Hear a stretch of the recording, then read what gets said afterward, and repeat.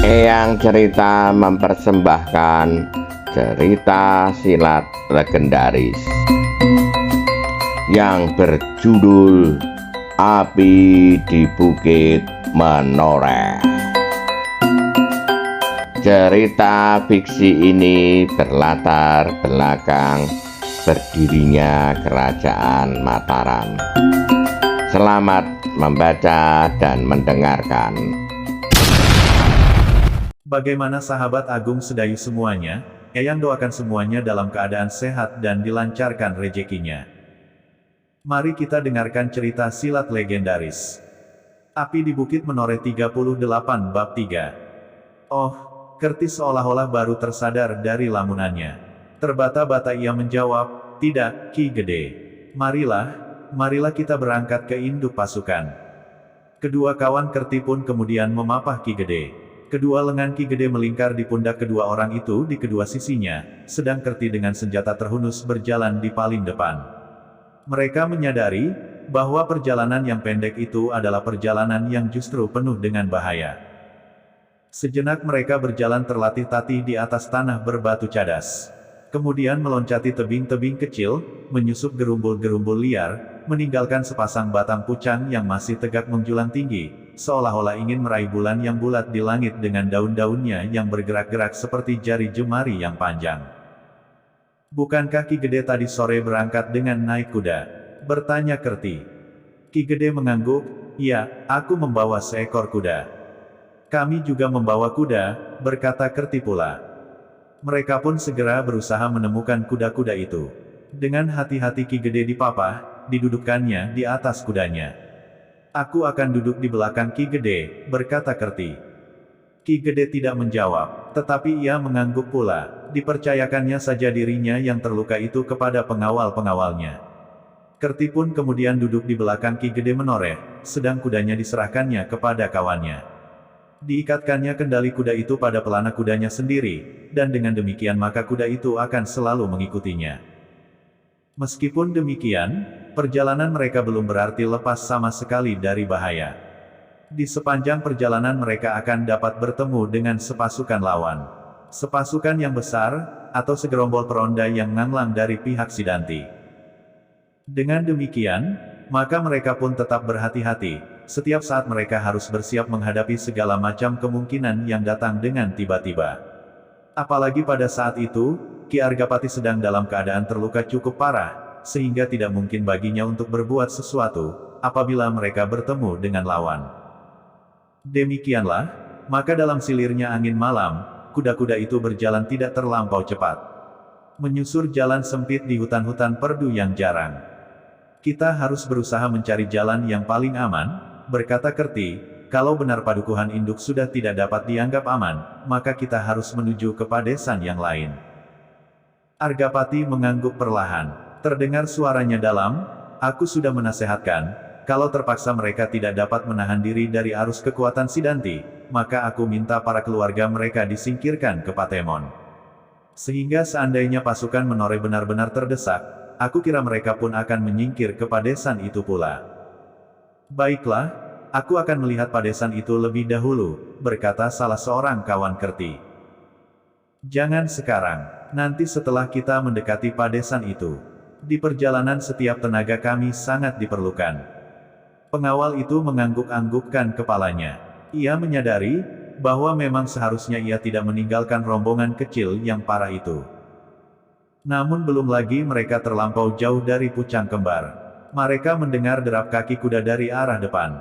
Semakin lama semakin dekat, sehingga Kerti menarik kekang kudanya sambil berdesis, "Apakah kalian mendengar pula derap kaki-kaki kuda?" "Ya, derap itu menuju ke arah ini." Wajah Kerti dan kawan-kawan segera menjadi tegang. Sejenak mereka saling berpandangan, namun mereka tidak segera berbuat sesuatu. "Kita menyingkir dahulu," terdengar suara Ki Argapati lambat. "Kita bersembunyi di belakang semak-semak."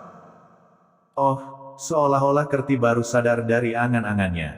Tanpa menunggu lagi dibawanya kudanya masuk ke belakang semak-semak yang agak rimbun. Demikian pula kedua kawannya pun bersembunyi di balik dedaunan. Tetapi Kerti segera meloncat dari kudanya sambil berkata lirih, aku ingin melihat, siapakah mereka itu Ki Gede. Hati-hatilah. Kerti mengangguk sambil berjalan tergesa-gesa, menyusup di bawah dedaunan untuk mengintip kuda-kuda yang akan lewat di jalan sempit di mukanya. Jalan yang baru saja ditelusuri pula. Semakin dekat, maka tampaklah kuda-kuda itu semakin jelas bersama penunggangnya. 3 ekor kuda. Kerti menahan nafasnya ketika kuda-kuda itu menjadi semakin dekat. Semakin jelas olehnya, siapakah yang berada di punggung kuda itu, hatinya menjadi semakin berdebar-debar. Benarkah mereka itu? Ketika kuda itu beberapa langkah lagi lewat di depannya, maka tiba-tiba Kerti pun segera meloncat dari dalam gerumbul, dan berdiri tegak di tepi jalan sambil memanggil, "Hei, berhenti! Berhenti!" Orang-orang berkuda itu terkejut. Seekor di antara mereka telah mendahului. Mendengar teriakan itu segera kuda itu berhenti sambil meringkik, kemudian dengan tangkasnya berputar menghadap ke arah Kerti. Sedang 2 ekor yang lain, yang masih belum melampaui Kerti segera berhenti. Demikian tegang penunggangnya menarik kekang kuda itu, sehingga kuda-kuda itu terlonjak berdiri. Setelah kuda-kuda itu agak tenang, maka bertanyalah Kerti, "Kemanakah kalian akan pergi?" Ketiga orang itu hampir bersamaan menarik nafas dalam-dalam. Salah seorang dari mereka berkata, "Kau mengejutkan kami. Aku harus hati-hati. Aku tidak menyangka bahwa kalian akan datang kemari. Kami datang menyusul Ki Argapati." "Kenapa? Bukankah Ki Argapati berpesan bahwa tidak seorang pun boleh ikut campur dalam persoalan pribadinya?" "Kami tidak akan mencampuri persoalannya. Tetapi apabila Ki Gede sudah selesai, maka aku akan memberitahukan bahwa pasukan Menore terpaksa ditarik dari padukuhan induk." Kerti menarik nafas dalam-dalam. Katanya dalam nada yang rendah, "Ki Gede sudah menduga." Suara tanda yang mencemaskan terdengar dari bawah pucang kembar. "Dari mana kau tahu bahwa Ki Gede sudah menduga? Apakah kau sudah menemuinya?" Kerti mengangguk. Katanya, "Ki Gede sekarang ada di sini. Dadanya terluka agak parah." "Hei!" Ketiga orang itu terperanjat mendengar berita yang tidak terduga-duga itu. Justru karena itu mereka terdiam. Tetapi sorot mata mereka seakan-akan tidak mempercayai berita itu. Ki Argapati tidak boleh terluka. Ki Argapati tidak akan dapat dilukai oleh siapapun. Kerti melihat kebimbangan pada sorot mata itu, sehingga ia perlu menjelaskan, Ki Argapati memang terluka. Pengawal yang datang bertiga di atas punggung kuda itu saling berpandangan sejenak, kemudian salah seorang dari mereka bertanya dengan nada penuh kebimbangan, "Apakah kau berkata sebenarnya?" "Aku berkata sebenarnya." "Kalau kau berkata sebenarnya, siapakah yang melukainya?" "Ki Tambakwodi." "Hei!" Wajah-wajah itu pun segera menjadi tegang. Apakah Ki Argapati tidak dapat menyamai kelebihan Ki Tambakwodi? "Bukan begitu. Tetapi bukan saat kini kita bercerita. Kalau kau mengenal jalan yang paling baik, marilah kita segera pergi ke induk pasukan yang telah ditarik itu." "Oh, baiklah. Tunggu, aku akan memanggil Ki Gede." Kerti pun kemudian meloncat hilang di balik gerumbul, untuk memberitahukan kehadiran ketiga pengawal tanah perdikan yang telah berusaha menghubungi Ki Gede untuk melaporkan keadaan pasukannya. Sejenak kemudian Ki Gede yang terluka itu pun muncul pula dari balik gerumbul di atas punggung kuda bersama Kerti yang menjaganya. Kehadirannya benar-benar telah membuat ketiga pengawal yang baru datang itu menjadi berdebar-debar. Ternyata bahwa Ki Gede Menore benar-benar terluka di dadanya. "Marilah, berjalanlah di depan. Jangan terlampau cepat," berkata Kerti kepada ketiga pengawal itu. Salah seorang dari mereka agaknya masih ingin bertanya, tetapi Kerti mendahuluinya, "Jangan terlampau banyak bertanya. Kita harus segera meninggalkan tempat ini sebelum Ki Tambakwodi kembali dengan membawa prajurit segelar sepapan." "Oh," orang itu mengurungkan niatnya, "marilah." Ketiganya segera mendahului berjalan di depan. Kemudian Kerti yang sedang menjaga Ki Gede yang masih terlampau lemah.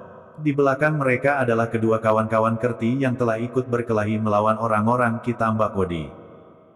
Perjalanan itu adalah perjalanan yang tegang. Setiap saat mereka harus bersiap menghadapi segala macam kemungkinan. Dalam keadaan itu, bagi Menoreh, tidak ada lagi batas yang dapat digoreskan, yang akan memisahkan daerah kekuasaan pasukan Sidanti dan daerah kekuasaan pasukan Samekta.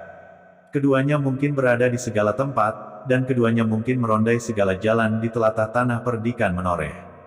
Sehingga dengan demikian, maka sukarlah bagi siapapun untuk dapat segera mengenal kawan atau lawan apabila mereka bertemu di perjalanan.